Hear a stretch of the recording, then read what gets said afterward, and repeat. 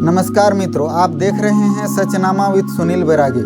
मित्रों, इस वीडियो के अंत तक बने रहेंगे और आप देखेंगे कि भारतवर्ष में शुरुआती इस्लामिक अरबियन आक्रमण का संक्षिप्त इतिहास तथा सिंधी राजा दाहिर सेन की गौरव गाथा तथा संघर्ष गाथा।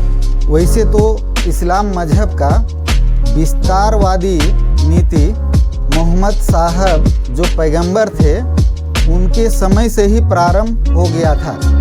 उनका निधन 632 ईस्वी के तत्पश्चात उनके उत्तराधिकारी खलीफाओं के द्वारा जो है इसको तीव्र गति से बढ़ाने का कार्य प्रारंभ हो गया था। वैसे भारत में छोटी मोटी आक्रमण कई एक आक्रमण होना ही प्रारंभ हो गया था, लेकिन कुछ बड़ी आक्रमण जो है वो प्रारंभ हुआ था 710 ईस्वी में। उस आक्रमण को जो है खलीफा के गवर्नर जो इराकी गवर्नर मोहम्मद हजाज बिन यूसुफ जो इराकी गवर्नर थे और उनके माध्यम से भारत में कई एक छोटी मोटी आक्रमण प्रारंभ हो गया था। लेकिन कुछ लिखित आक्रमण जो है वो 710 ईस्वी में मोहम्मद उबैदुल्ला के द्वारा हुआ था, जो कि असफल हुआ और वो लुटा पिटा के है ना वो लौट गया। इसके तत्पश्चात मोहम्मद बुदेल के द्वारा जो है वो 711 ईस्वी में ये दूसरी बड़ी आक्रमण हुआ था। उसमें भी जो है मोहम्मद बुदेल का हार हुआ और वो उसको जो है चारों खाने चित होके लौटना पड़ा। फिर प्रारंभ होता है 712 का भीषण युद्ध, जो कि मोहम्मद बिन कासिम जो हजाज का भतीजा था या बोल सकते हैं उनके दामाद भी था, तो उसके द्वारा जो है 15,000 की बड़ी सेनाओं को लेके भारत में आक्रमण किया गया था और वो सिंध प्रांत में ये आक्रमण हुआ था। इस आक्रमण को सिंधी राजा दाहिर सेन बहुत संघर्ष के साथ में प्रतिकार कर ही रहे थे, लेकिन एक मनोवैज्ञानिक उनको मोहम्मद बिन कासिम के सेनाओं को बढ़त मिल गया था और मनोवैज्ञानिक हार जो है राजा दाहिर सेन के सेनाओं को इस प्रकार से हुआ था कि सिंध प्रांत में एक मंदिर था। मंदिर में ध्वज पताका फहर रहा था और लोगों की मान्यताएं ऐसा था कि जब तक ये ध्वज खड़ा है तब तक सिंध प्रांत को कुछ नहीं हो सकता है, यहाँ का बाल बांका भी नहीं हो सकता है। ये जानकारी जब उनके सेनाओं को हुआ तो मोहम्मद बिन कासिम ने उस पे निशाना लगवाते हुए उस पे सैनिक भेजते हुए उसी को पहले तहस नहस किया। इसके पश्चात जो है राजा दाहिर सेन की सैनिकों में आत्मविश्वास की कमी आने लगी। तत्पश्चात क्या हुआ कि राजा दाहिर सेन का हाथी भी जो है घायल हो गया था, घायल के साथ साथ पागल भी हो गया था। महावत उसको कंट्रोल नहीं कर पा रहा था, तो वो हाथी जो है ना युद्ध क्षेत्र से थोड़ा किनारे चला गया था। तो राजा दाहिर सेन के सैनिकों को लगा कि हमारा राजा ही हार गए बोल के जो है वो लोग मनोवैज्ञानिक हार स्वीकार किए।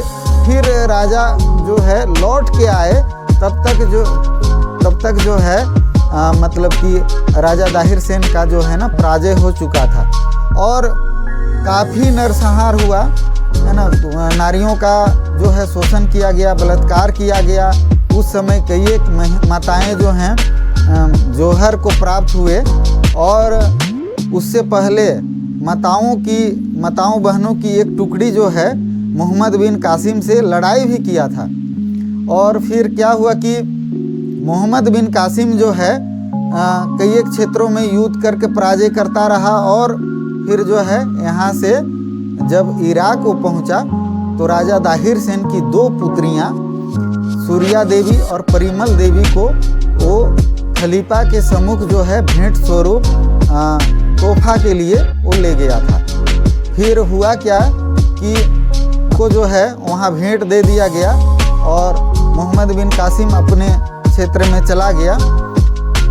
सूर्या देवी और परिमल देवी ने युक्त संगत से खलीफा को बताए कि जहाँ पना हुजूर, आपके सामने जो हम लोग को दोनों को पेश किया गया है ये जूठन स्वरूप में पेश किया गया है। इससे पहले हम लोग का कौमार्य को जो है चिरहरण मोहम्मद बिन कासिम कर चुका है।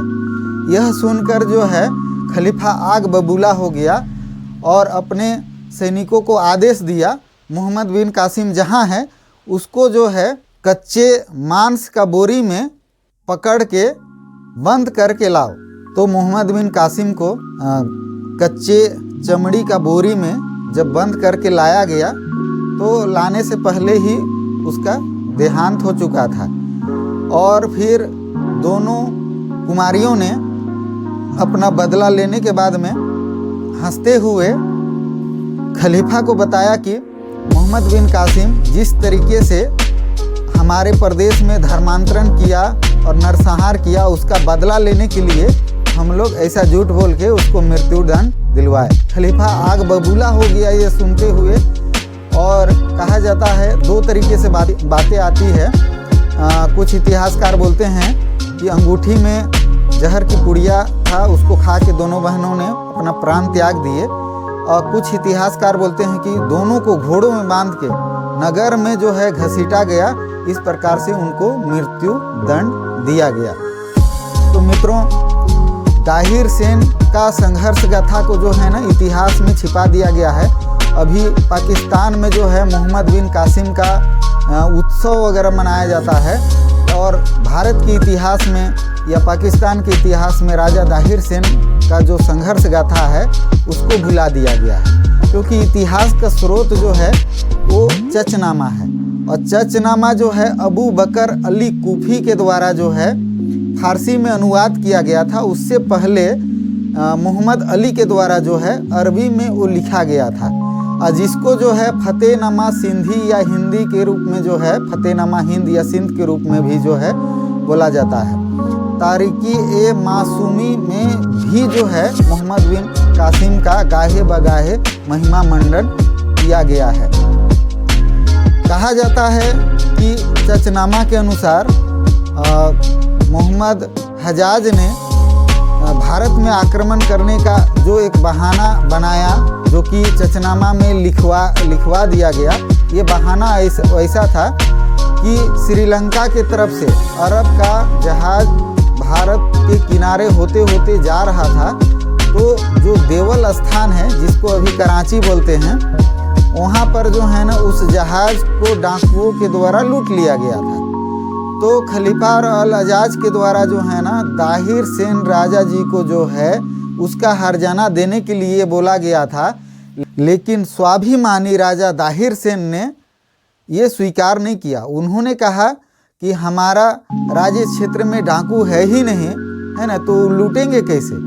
और लूट का माल अगर रहता तो वो हमारे राज्य क्षेत्र में तुरंत मुझे पता चल जाता, क्योंकि हमारा सूचना तंत्र बहुत मजबूत है। तो ऐसा अस्वीकृति का जवाब जब अल हजाज को मिला, तभी जाके उसने जो है बड़ी सेनाओं के साथ में मोहम्मद बिन कासिम को भारत आक्रमण करने के लिए भेजा, जो कि मित्रों ये सरासर झूठ लगता है, क्योंकि अरबियन कंट्री के लोग जो है ना वो खाना बदोश की ज़िंदगी उस समय जी रहे थे।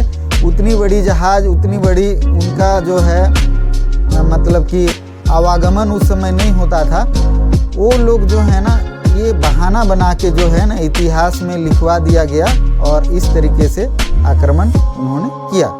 मित्रों, वैसे तो राजा दाहिर सेन कश्मीर ओरिजिन से आते थे और ब्राह्मण थे मूलतः, लेकिन वो सिंध प्रांत के राजा बने और चच जो है एक राजवंश चला था उसके वो राजा बने थे और उनका राज्य बहुत विस्तार था, जैसे कि पूरब में राजपूताने तक, पश्चिम में मकराने तक, उत्तर में पंजाब तक और दक्षिण में अरब सागर तक फैला हुआ था। और उनका राज्य में बहुत लोग सुखी संपन्न थे और बहुत उच्च कोटि का जो है ना व्यापार वगैरह होता था और नगर व्यवस्था जो है बहुत सुदृढ़ था। और राजा दाहिर सेन बहुत प्रतापी दानवीर राजा ऐसे कहलाते थे। तो ऐसे राजा का इतिहास जो है हम लोग को नहीं पढ़ाया जाता है। मैं ये छोटी वीडियो के माध्यम से आप लोग को बताना चाहा और आप लोग ने पूरी वीडियो देखे, इसके लिए आप लोग धन्यवाद के पात्र हैं। अगर ये वीडियो अच्छा लगा तो लाइक शेयर करें मित्रों, और चैनल को सब्सक्राइब करें ताकि आने वाला नेक्स्ट वीडियो का नोटिफिकेशन आपको यथाशीघ्र मिलेगा। इन सब बातों को रखते हुए आप लोगों को वंदे मातरम, भारत माता की जय, जय जोहार।